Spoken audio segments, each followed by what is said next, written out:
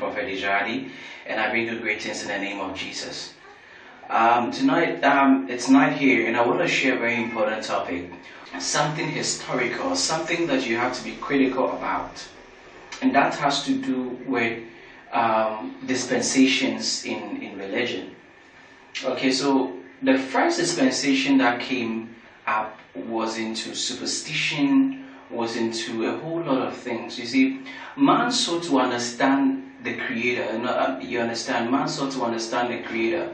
Imagine yourself being in a world where you don't know how you came about, what happened, but you know there's a day comes in and goes, there's tomorrow, there's next, there's a day after tomorrow, the sun comes in, the moon comes, and all that. So man sought to understand God, wanted to understand the things of the world.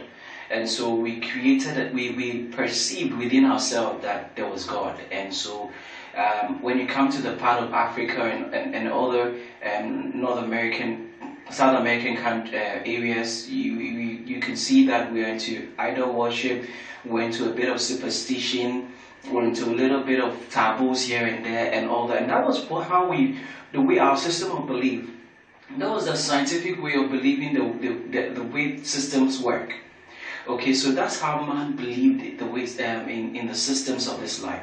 So, for instance, if it doesn't rain, the Indian or maybe the African would sacrifice a bull or a chicken to appease the idols, and then it will rain, and then we'll say, okay, the idols have granted our request. And if it doesn't come, they will feel, okay, the idols have been granted, then we need human sacrifice, and we've done something, we've sinned against something.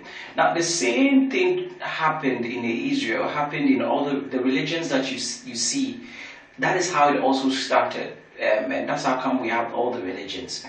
But one thing I want you to understand, especially about Christianity and about the fact that it looks like all the characters in the Bible are from Israel. Haven't you realized that? It looks like all the characters in the Bible are from Israel.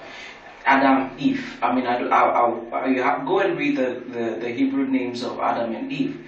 Noah, Nebuchadnezzar, Methuselah.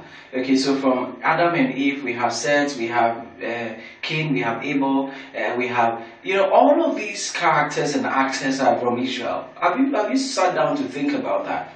That we have people called Chinese, we have people called Indians, we have people called blacks, Africans, we have people, and we have different looks and different race. If you check the ancestry background of most of us, you realize that it doesn't lead us to Israel. No, check it. Go check your ancestry DNA. You realize it doesn't take you to Israel. It takes you. You're a Chinese. You're a Chinese. You're an African. You're an African. And the land exists. So there were people on this land, and we believe for centuries, millions and millions of years. But the truth is that somebody writes a story about creation, and I want to talk to you about this. The characters, all the characters are from Israel. And it tells you that there were the people that were trying to understand the systems of this life. So they wrote book, infused their culture into the book, so that it explains things about their lives to the people, to their children. So that's how come it sounds like God only created Israelites. And then you can see that the Bible is even limited. It doesn't tell you how the Chinese came about, how the Indians came about. No. So these were write-ups that people put down just to explain the happenings and the systems of this life. And they did it for their own people, not the whole world, for their own people. So it tells you that in the days of authenticity in Israel, they never knew there were other people around them. They never knew there were people called Chinese. They never knew there were people called blacks, or probably the typical black African. They never knew all these things. So the write-ups was done according to the cultural settings of the people.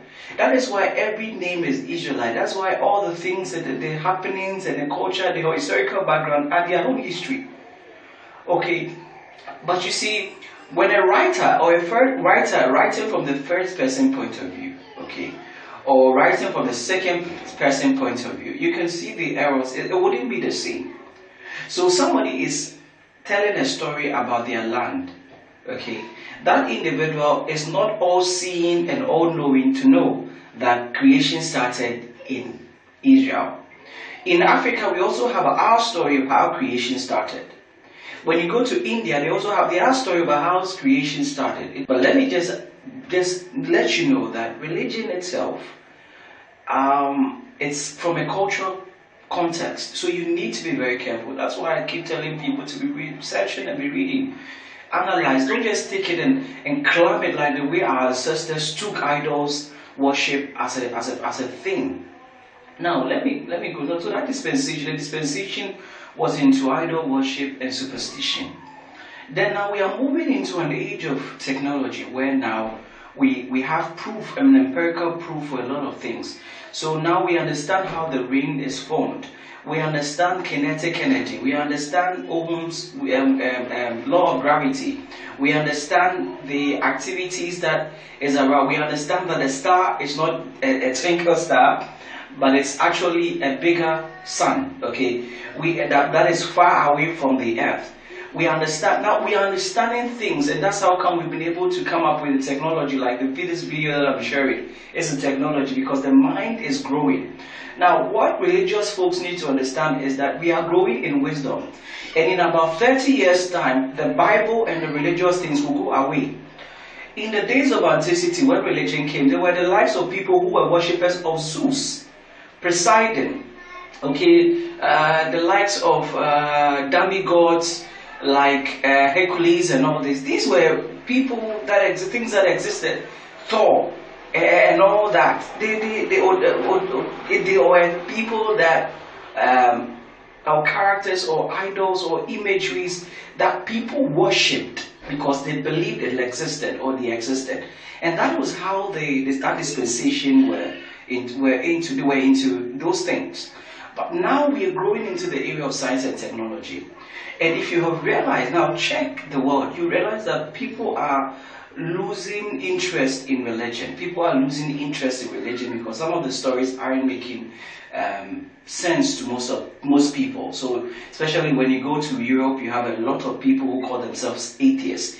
Now, it was not like that in those days. In the days of antiquity in Africa, you dare not call yourself an atheist because it was an integral part of the culture of our people to believe in idols like Akonedi, like Tigari, okay, like we believed in Mame Wata, and it was an integral part of our culture. So things are going and we are growing, the brain is growing, and we are growing out of these, what I call myth, okay. So that is what is happening. So now we are moving into science and technology, and the reason why scientists most especially don't believe is because they've studied, they know, they've tested it, and they know it's not real. They need things that are empirical, okay, things that have proof. And religion doesn't have proof. Religion, you can't prove religion. I mean, I'm telling you, you can't prove a lot of things in religion. You can't prove. So people are just weighing down, and then they are losing interest. So, what is my role here as a man who believes in God? Is to let people know this, as a prophet, that this is what is going to happen in 10 years, in 20 years' time, in 30 years' time. Why? Because there are errors in the scriptures that were written according to their culture. And if these things are not fine-tuned, it will become Christianity, Islam, in 50 years, in 70 years, will become like the way we have Thor, we have stories of Zeus that went away, we have the stories of the gods that we can name, Thor, Zeus, Poseidon, the god of war, the god of blah blah blah, all of them. You see, it would also fade away just like that. Just like that, because people died, people believed this the same way you believe in Christianity. That's how people believed in Zeus. So one thing that you have to know is just to know the truth. The truth about religion, so that you don't lose your hope in the existence of God. I know God exists because I know. I can't prove him to you, but I know he exists. But one thing that I need you to do is not to lose hope in the God that exists, that he exists for you. But all I want you to know is that you don't need to be religious in order to be righteous, in order to be moral, in order to believe that there's an existence of God. He exists for all of us. I have a gift. I'm a prophet. I prophesy into the lives of people. I speak good things and it comes to pass. But the truth is that I know the truth about religion as well. So you may think that I'm off. No, I'm not. As for my giftings, I know I've told you that many of us were created with divine gift that we don't even know. The likes of Elon Musk and the likes of Einstein and all of these were their special gifts. Mine is, I have a different type of gift. And even though I'm able to get into history, I'm able to delve into things and unravel certain mysteries, I have my other skills and I can also prophesy into people's life. I can see into the future. And that's why I teach the way I teach. Because you see, it's not relevant to you. You the one watching. Maybe it's not relevant to you, but I'm telling you that be very careful when it comes to religion. Be very careful with the things you will. We are in the area of technology. We will move from this age to other better ages, and better ages are to come. And all the things that we don't understand in this life will become very clear, because human beings, we keep metamorphosing in our wisdom, in our way of acumen, in our way of thinking, our way of thoughts. Yeah, we are metamorphosing. And so I'm here to tell you this so that you understand that the days where people were into superstition, now you have people still believing in some of these superstitious things, trying to kill people, to sacrifice idols, only for them to be arrested in the process. You know, it would make sense one day, and people will come to understand that the world is not superstitious. The world, there's a reason for everything. And the mere fact that you don't understand something doesn't mean it's a deity or superstitious or it's a spirit or no. You just don't understand it. And the knowledge of the truth will set you free. That's why the Bible says that the lack of knowledge, my people perish. Indeed, people were perishing because of lack of knowledge. How can you kill somebody with the anticipation that you're going to get money after killing the person? I mean, that's how deep and how dumb some people are. And that was an age. We have moved from that age. And those people perpetuating those acts will continue to be arrested, and they'll come to a term and understand that there's nothing like a fetish, demon, evil spirit bringing or flying money to people. Life is all about hard work. Life is about getting what you have to get, and make sure you get it. Okay, well, you reap what you sow. And those selling, they are killing people, they don't know. They are just trading body parts to foreign countries. There's nothing like an evil god vomiting money. No. If it were so, Africa would have been the greatest and the richest country, but we have a lot of idol worshippers. And the funny thing is, most of them are extremely poor. And we are poor as a country, even with our religion. So what I'm telling you, the African, what I'm telling you now is for you to use your brain and for you to think. And know that events have happened in the past, things are metamorphosing, and you are being fine-tuned, and you're a better version. You keep becoming better and better each and every day. Now you're a better version of yourself than you used to be 10 years ago. Okay, so just understand, we are moving so fast. The cosmos, the universe is moving so fast. And so you have to move with the universe. Otherwise, you'll be obsolete. Your knowledge will be of no importance anymore. That's why I'm sharing what I'm sharing, because I'm telling you that a lot of people are going to ask and beg for members, beg for people to teach, because your teachings wouldn't make sense anymore. That is why I'm telling you to learn and to research and to know the truth about the happenings and the systems of this world.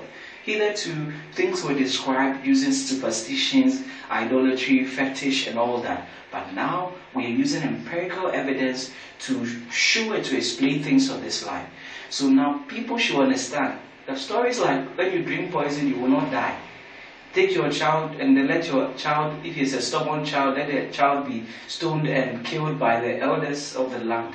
Are things that will not survive in our era. We need to kick them out. Okay? You need to kick them out and get the real knowledge that you need today. Learn hard. Learn about the universe. Learn about the things around you. And you'll be the best version of yourself. I come to you once again. Shalom. Bye-bye.